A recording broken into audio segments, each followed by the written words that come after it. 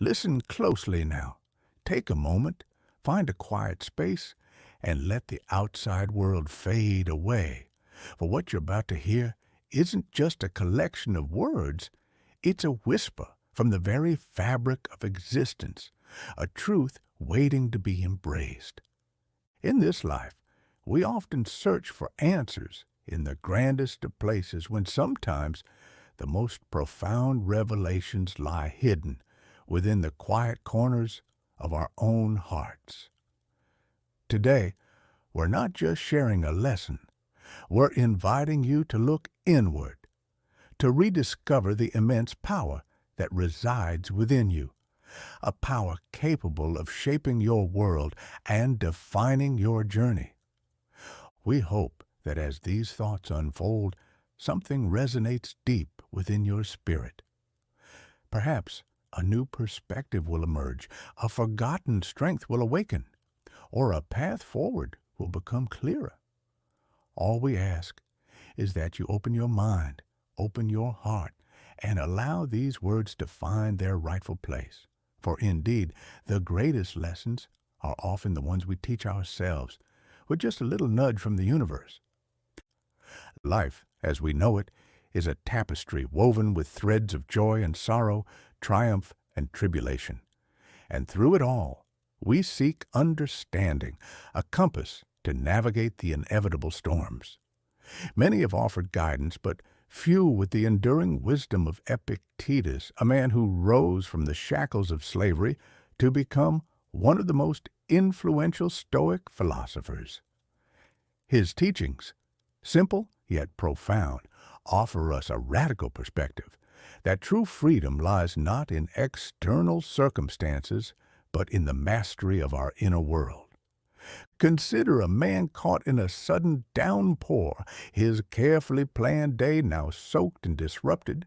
He can curse the heavens, lament his misfortune, and allow anger to fester within him.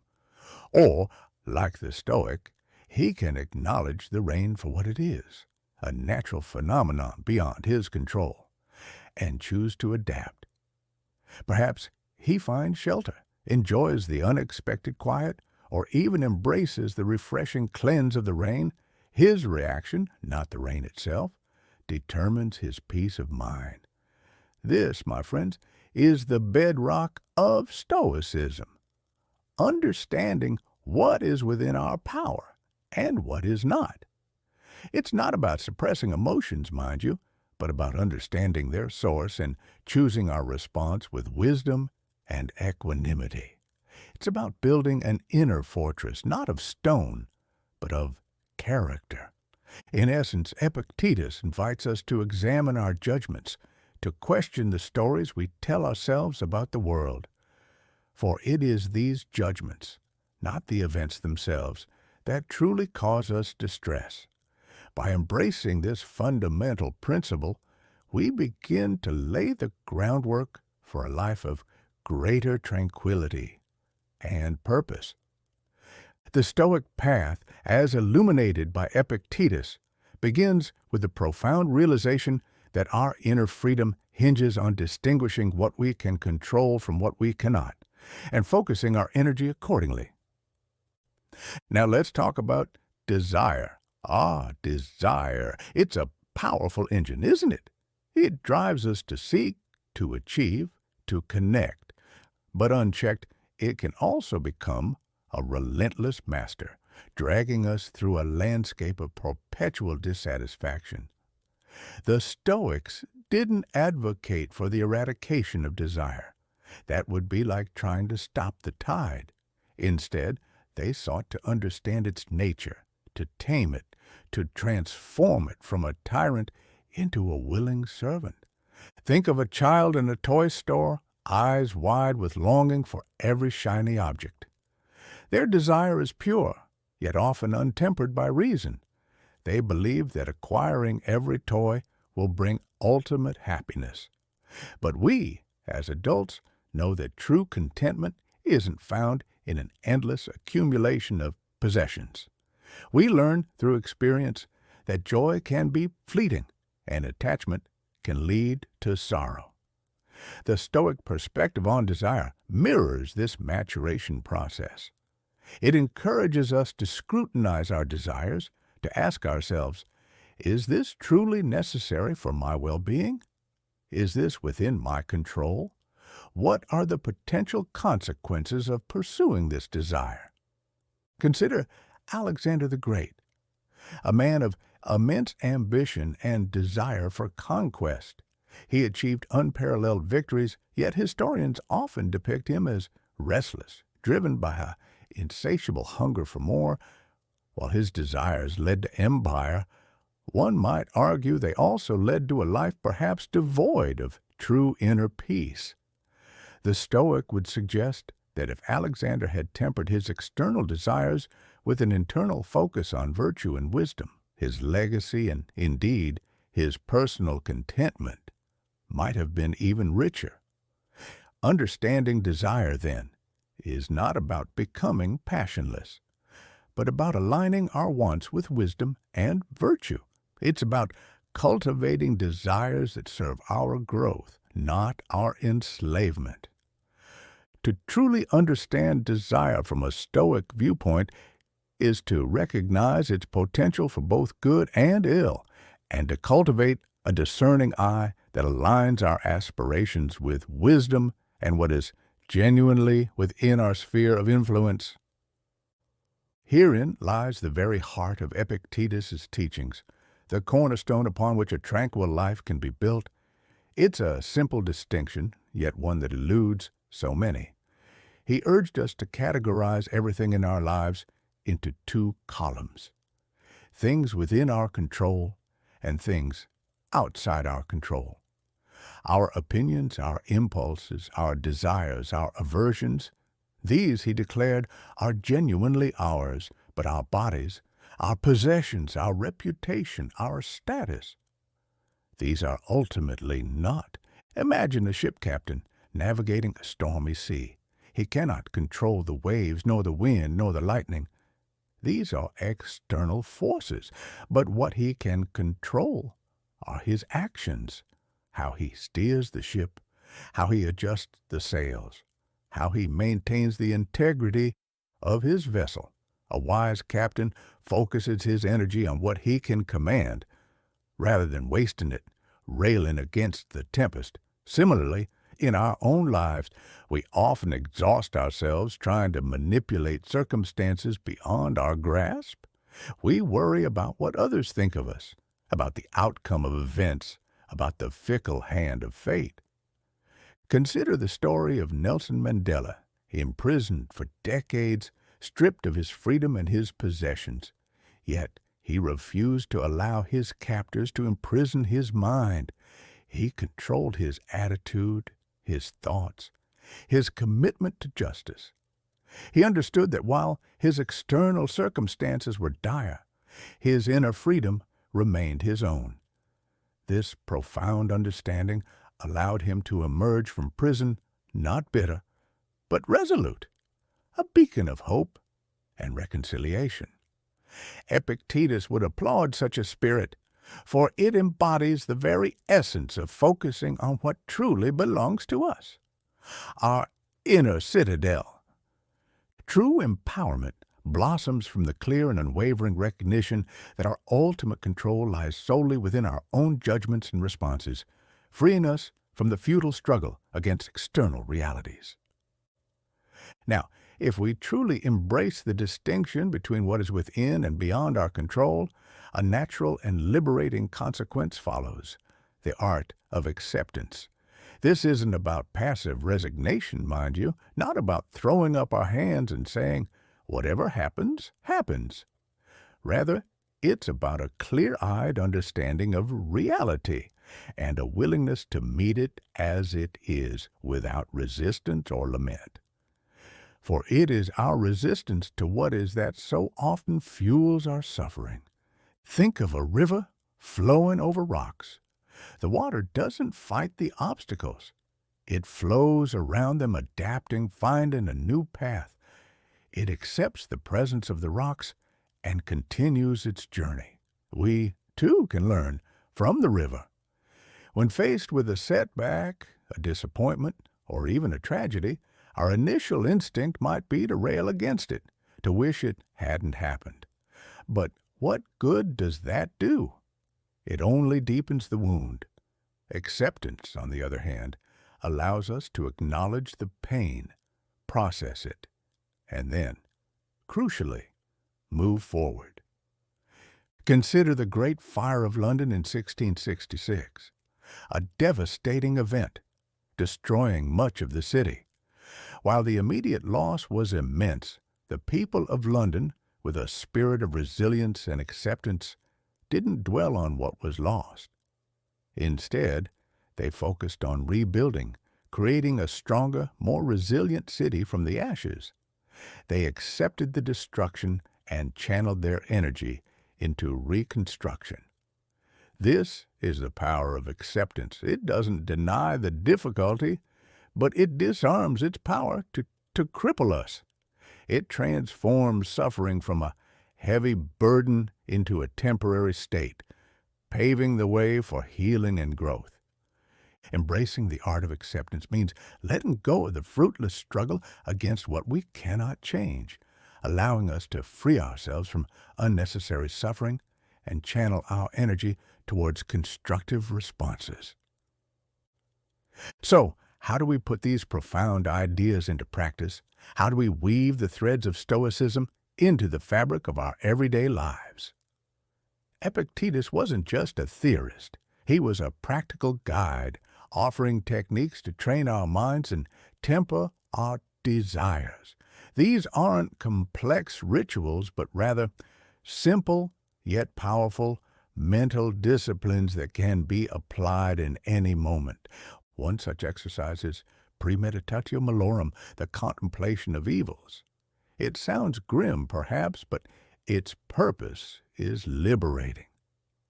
Before a challenge, a difficult conversation, or even a routine task, take a moment to consider what could go wrong, not to dwell on negativity, but to mentally prepare for potential obstacles. If you're going for a job interview, imagine that you might not get the job, or that the interviewer might be gruff. By mentally rehearsing these possibilities, you lessen their shock if they occur, and you can prepare a more composed response. Consider the ancient Roman soldiers. Before a battle, they didn't just train with weapons. They also mentally prepared for the possibility of injury, defeat, or even death. This wasn't morbid. It was a way of inoculating themselves against fear and panic, allowing them to remain disciplined and effective under extreme pressure. Similarly, by contemplating potential difficulties in our daily lives, we build mental resilience. We're not surprised by setbacks. We're prepared. This allows us to respond with reason rather than emotion, to adapt rather than crumble. It's about building a robust inner landscape that can weather any storm. Integrating Stoic principles into daily life involves practical mental exercises like contemplating potential difficulties, allowing us to cultivate resilience and respond to challenges with greater calm and effectiveness. Life, as we know, will inevitably throw curveballs. Setbacks, disappointments, losses, these are not exceptions, but rather woven into the very fabric of existence. The question then isn't if we'll face adversity, but how we'll face it. And here, Stoicism offers a powerful framework for cultivating resilience, turning stumbling blocks into stepping stones. Imagine a tall oak tree. When the winds rage and the storms beat down, it doesn't snap. Instead, its roots run deep, and its branches sway, bending but not breaking. It adapts to the force, drawing strength from its core. Similarly, a Stoic approaches adversity not as a personal affront, but as an opportunity for growth, a chance to test and strengthen their inner resolve. They understand that while they cannot control the storm, they can control their reaction to it. Consider the story of Abraham Lincoln. His life was a litany of personal tragedies and political defeats before he reached the presidency. He lost loved ones, faced business failures, and suffered numerous electoral setbacks. Yet, through each trial, he refined his character, deepened his empathy, and sharpened his resolve. He didn't let these adversities break him. He learned from them, accepting what he couldn't change and focusing his energies on what he could, his principles, his work, and his unwavering commitment to the Union. This is the essence of Stoic resilience, finding strength in adversity, not despite it. Stoicism equips us to meet adversity not with despair, but with a deep-rooted resilience, allowing us to bend without breaking and to grow stronger through life's inevitable challenges. If you find value in what we're doing here, if it resonates with you, or if you believe this could bring clarity to others who might need it, well then, take a moment, hit that like button, and consider subscribing. It helps. It helps more than you know. While Stoicism often focuses on individual inner mastery, it's crucial to understand that it's not a solitary pursuit. In fact, a core tenet of Stoic philosophy is our interconnectedness, our role as citizens of the world. We are not islands, adrift in the sea of existence. We are part of a larger human family, and our well-being is intrinsically linked to the well-being of others. Living a virtuous life, therefore, extends beyond our own inner peace to how we interact with and contribute to the community around us. Think of a symphony orchestra. Each musician, no matter how skilled, is part of a larger whole. They play their individual part, but their true impact comes from working in harmony with others, listening, adapting, and contributing to a collective masterpiece. If one musician plays solely for themselves, the symphony falters. Similarly, in life, our individual flourishing is enhanced when we contribute to the harmony of the wider community. Consider the actions of many ordinary citizens during times of crisis, like the COVID-19 pandemic. People went out of their way to help neighbors, support healthcare workers, and adhere to guidelines for the collective good, even when it meant personal inconvenience. They weren't driven by external rewards, but by a sense of shared responsibility and a fundamental understanding that their well-being was intertwined with the well-being of others. This reflects a profound Stoic ideal, exercising our virtues, justice, kindness, fairness, in our interactions with others, recognizing our shared humanity, and striving to make the world a better place, one thoughtful action at a time. Stoicism, far from being a solitary philosophy, emphasizes our inherent interconnectedness, guiding us to live virtuously within a global community and to contribute to the well-being of all. Now, it would be disingenuous to present Stoicism as a panacea without addressing some common misunderstandings. Critics sometimes accuse Stoics of being emotionless, of being cold and detached, or even of promoting a form of passive acceptance that stifles ambition. These, my friends, are misinterpretations of a rich and nuanced philosophy. To suggest that Stoics are emotionless is to misunderstand the very nature of human experience. Epictetus never advocated for the suppression of feelings. Joy, sorrow, anger. These are all natural responses. What Stoicism teaches is not to not feel, but to not be enslaved by our feelings. It's about recognizing that while emotions arise, we have a choice in how we respond to them. If you accidentally stub your toe, you will feel pain. A Stoic would acknowledge that pain, but they wouldn't amplify it with a torrent of self-pity or anger at the universe. They would simply deal with the situation. Think of a seasoned surgeon. They approach their work with calm precision, not because they lack empathy, but because they understand that an emotional response would hinder their ability to perform life-saving surgery. Their focus is on the task at hand, guided by reason and skill. Similarly, the Stoic aims for a rational and virtuous response, not an absence of feeling. They can grieve a loss, celebrate a victory, but they do so without allowing these emotions to dictate their character or their actions. The Stoic, far from being passive, is intensely active in shaping their own character and responses, striving for excellence in all that they do. Ambition, when guided by virtue and focused on what is within our control, is entirely consistent with Stoic thought.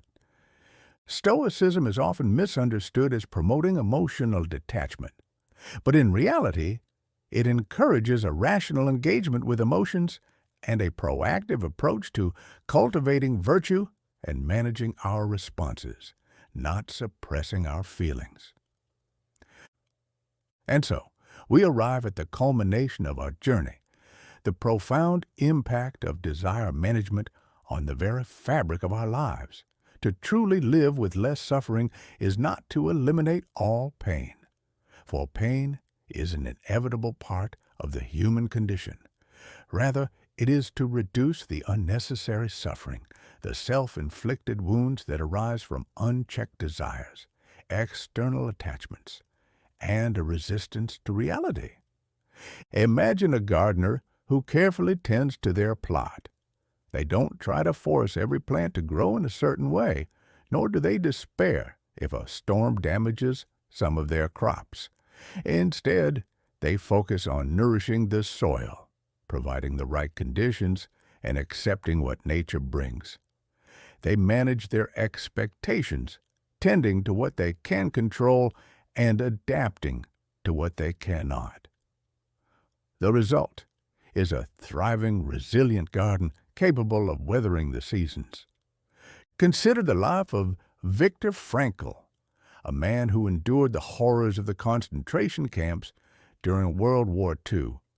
Stripped of everything, his family, his dignity, his freedom, he found meaning and purpose even in the most unimaginable suffering. He realized that while his external circumstances were utterly beyond his control, his ability to choose his attitude, his response, and his pursuit of meaning remained his own. This profound act of desire management, of focusing on what truly mattered within his inner world, allowed him to not only survive, but to emerge with a message of hope and resilience for humanity.